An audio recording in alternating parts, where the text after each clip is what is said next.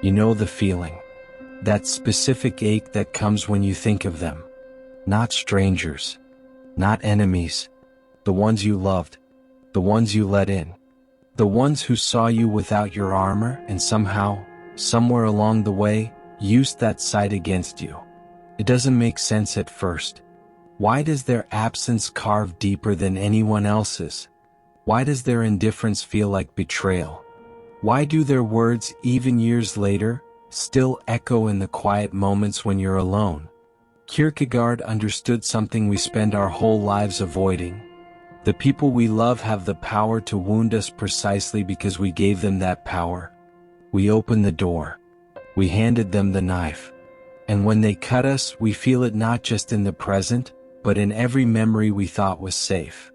This isn't a video about moving on. It's about understanding why moving on feels impossible. Søren Kierkegaard, the Danish philosopher, wrote extensively about despair, anguish, and the self. But he wasn't interested in abstract ideas. He was interested in you. In the specific terror of being a person. In the weight of freedom. In the way we hide from ourselves, and the unbearable honesty required to truly live. Kierkegaard believed that to exist authentically, you must confront the depths of your own subjectivity. You must face the truth of who you are, what you fear, and what you've lost. He spoke of despair not as sadness but as a sickness of the self, a refusal to be who you truly are. And when it comes to love, Kierkegaard saw something most of us refuse to admit. Love is not just connection. It's exposure. It's standing naked in front of another soul and trusting they won't look away. When they do look away, or worse when they use what they saw against you, it doesn't just hurt. It shatters the foundation of who you thought you were. The ones you loved hurt you the most because they didn't just reject you. They rejected the version of yourself you only showed to them.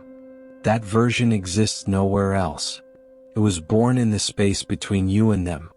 And when they left, they took it with them. Now you're left searching for something that only existed in their presence.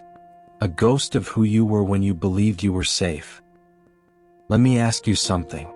When you think of the people who hurt you most deeply, what do you remember? Is it the big moments? The final argument? The betrayal? Or is it smaller than that? Is it the way they stopped looking at you the same way? The way their voice changed when they said your name? The way they became a stranger while still standing in front of you? You remember because you were paying attention. You remember because you cared. You remember because you thought caring meant something. Kierkegaard would say this: you suffer not because you loved, but because you loved with hope. You believed that by giving yourself fully, you would be met with the same offering. You thought love was a contract. But love is not a contract. It's a risk. It's a leap into darkness with no promise of ground beneath you. And when the ground disappears, you fall. And you fall alone. The pain isn't just in the loss. It's in the realization that you were willing to be vulnerable and they were not. Or worse, they were vulnerable once and then they changed their mind. They saw you. And then they chose to unsee you. That's the wound. Not the absence. The choice. They chose to walk away from what you built together. They chose their comfort over your connection. They chose silence over honesty. And every day that passes, they continue choosing. Choosing not to reach out. Choosing not to explain. Choosing to let you wonder if any of it was real. And you're left holding the weight of both people. The person you were with them. And the person you are without them. And neither feels complete. Kierkegaard wrote about the concept of the crowd. He believed that people lose themselves in the safety of others, in shared opinions, in collective identity. We hide in the crowd because being an individual is terrifying. It means standing alone. It means being responsible for your own choices, your own beliefs, your own soul. But love forces you out of the crowd. When you love someone, you can't hide anymore. You have to be yourself. Fully. Uncomfortably. Terrifyingly yourself.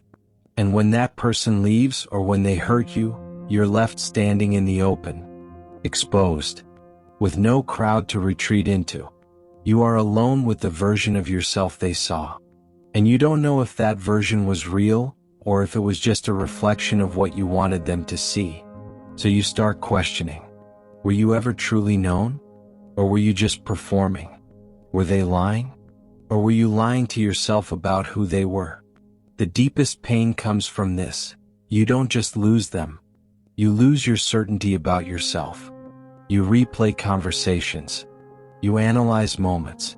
You search for the exact second when things changed, as if finding that moment would somehow give you control over what happened, as if understanding it would make it hurt less. But Kierkegaard knew that understanding doesn't always bring peace. Sometimes it just brings more questions, more doubt, more reasons to wonder if you were ever capable of being loved at all.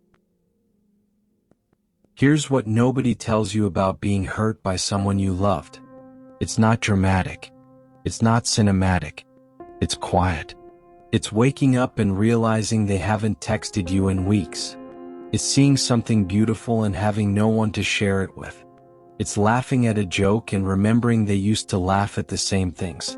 It's the small deaths, the everyday reminders that they existed in your life and now they don't.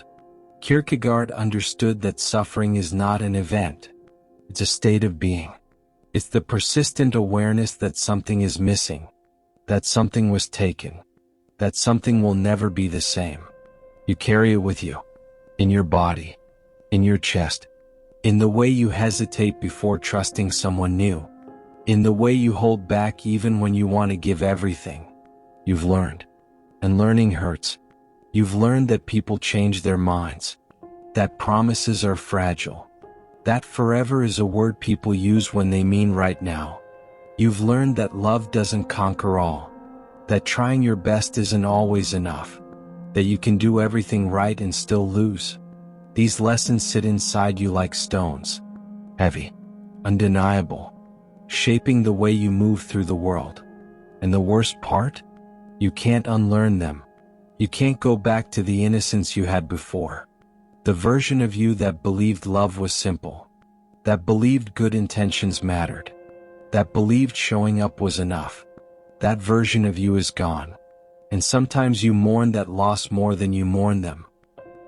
There's a moment Kierkegaard describes, a moment of total honesty with yourself. He calls it despair, not sadness, despair. The recognition that you are not who you pretended to be, that your life is not what you thought it was, that the people you trusted were not who you needed them to be. And in that despair there's a choice. You can run from it. You can numb it. You can fill your life with distractions and noise and new people who don't know you well enough to hurt you yet. Or you can sit in it. You can let it break you open. You can admit that yes, you were hurt. Yes, you loved someone who didn't love you the same way. Yes, you gave everything and received less. And you can ask yourself, what now? This is the hardest question, because there's no good answer, no clear path forward, no guarantee that choosing honesty will make anything better. But Kierkegaard believed that despair, when truly confronted, becomes the doorway to authentic existence. That by facing the worst truth about yourself and your situation, you become free. Not happy, not healed, but free. Free from the illusion that love will save you. Free from the fantasy that another person can complete you. Free from the desperate hope that if you just try harder, care more, give everything, it will finally be enough. It won't be enough, because it was never about your effort. It was about their choice.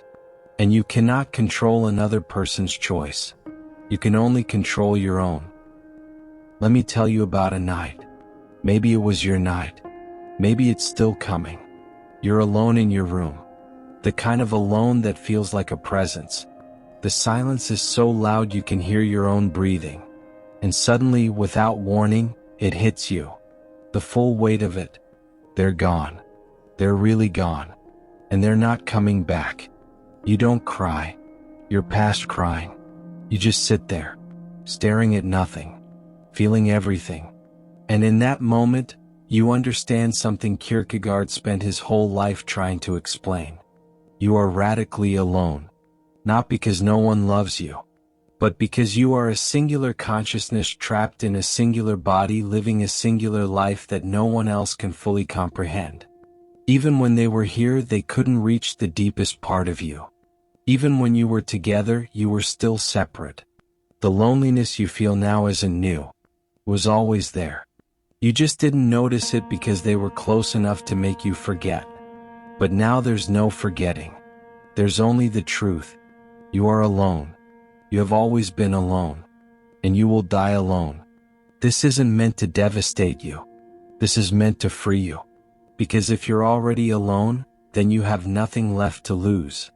If you're already carrying the weight of your own existence, then you don't need someone else to validate it. If you're already complete in your incompleteness, then you don't need to be saved.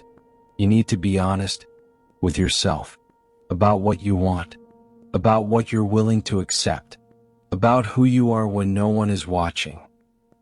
The ones you loved hurt you the most because they mattered the most, because you let them matter.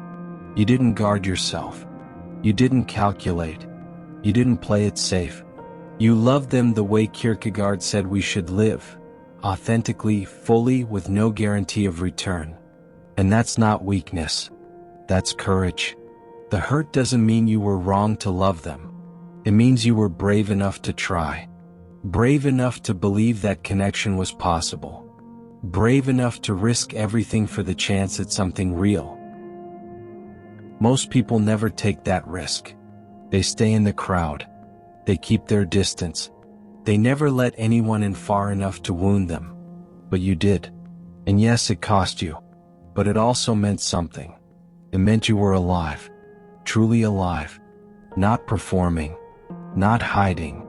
Not pretending. Alive in the most vulnerable, terrifying, beautiful way a human can be alive. And maybe that's the point. Not to avoid pain, but to live so fully that pain becomes proof of your existence. Proof that you didn't waste your life protecting yourself from feeling. Kierkegaard believed that the greatest danger is not suffering, but living a life so safe that you never truly exist at all. A life where you avoid risk, avoid vulnerability, avoid the terror of being seen. You didn't make that mistake. You existed. Fully. Painfully. Honestly.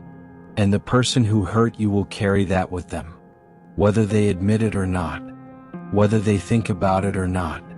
They will carry the memory of someone who loved them without armor.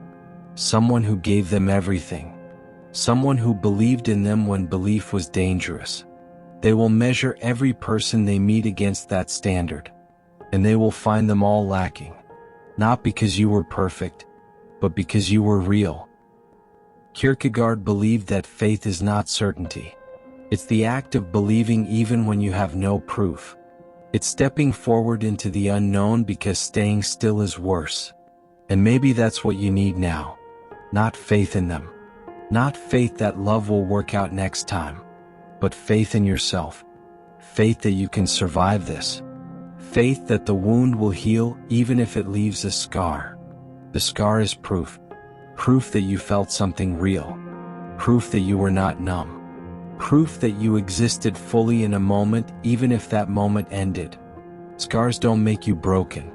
They make you marked. They make you someone who has lived. Someone who has survived.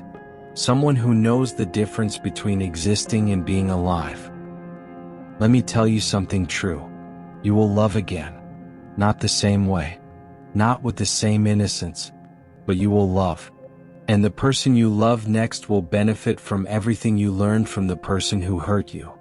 You'll know what red flags look like. You'll know what silence means. You'll know when to stay and when to walk away. You'll know your own worth in a way you didn't before.